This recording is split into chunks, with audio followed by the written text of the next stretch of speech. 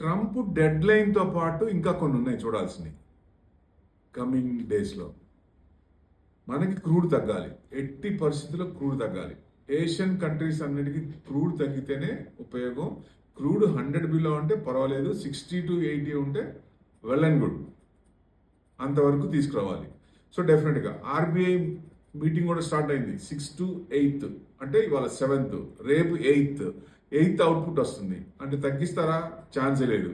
పెంచుతారా? Inflation, crude పెరిగినప్పుడు inflation effect ఉంది కదా, పెంచుతారేమన్న భయం కొంచెం ఉంది.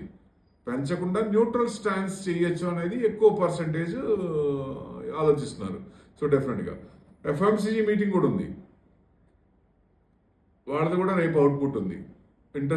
వాళ్ళ ఇంట్రెస్ట్ పెంచవచ్చు లేదా స్టాన్స్ ఉంచవచ్చు. మ్యాక్సిమం ఇద్దరు కూడా మార్చకుండా ఉండొచ్చు, న్యూట్రల్ ఉండొచ్చు అనేది ఎక్స్పెక్టేషన్. చూద్దాం. April 9th నుంచి Q4 రిజల్ట్స్ స్టార్ట్ అవుతున్నాయి. టీసీఎస్తో స్టార్ట్ అవుతాయి. టీసీఎస్ ఐటీ రిజల్ట్స్ బాగానే ఉండొచ్చని ఎక్స్పెక్ట్ చేస్తున్నారు. ఐఎన్ఆర్ 95 కొట్టింది కదా దాదాపుగా. సో అక్కడ నుంచి కొంచెం ఆర్బీఐ ఏదో కొంచెం స్టెప్స్ తీసుకుంటే కొంచెం కిందకు వచ్చింది. సో డెఫినెట్గా ఇంకా కొంచెం ఇంప్లిమెంటేషన్ ఇంకా చేస్తారు, డెఫినెట్గా కిందకు వస్తుంది. 80 దాకా వచ్చే ఛాన్స్ ఉన్నాయి చిన్నగా. ఎక్స్పోర్ట్స్ అన్ని బ్యాలెన్స్ చేసుకున్నారు అనుకుంటా, అందుకని ఇంక వదిలేస్తున్నారు. ఇక్కడ నుంచి మొదలుపెట్టారు దాన్ని ఇది చేయడం.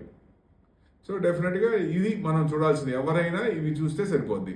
ఇప్పుడు ట్రెండ్ షార్ట్ టర్మ్కి అసలు ఎట్లా ఏంటి ఏమేమి చూడాలి మనం. సో ఈ క్రూడ్ ఆయిల్ ఇది అవ్వాలి.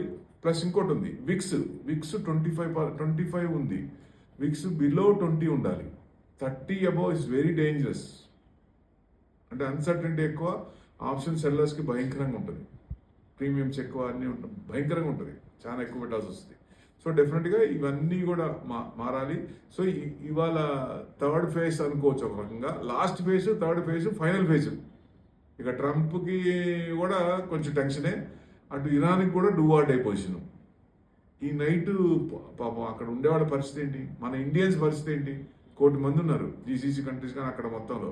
ఇప్పుడు వీళ్ళు అటాక్ చేసినా వాళ్ళు అటాక్ చేసినా ఏంటి పరిస్థితి? దారుణం. ఈ రాత్రి గడిస్తే బతికినట్టే, ఇంకా అట్లా ఉంది పరిస్థితి.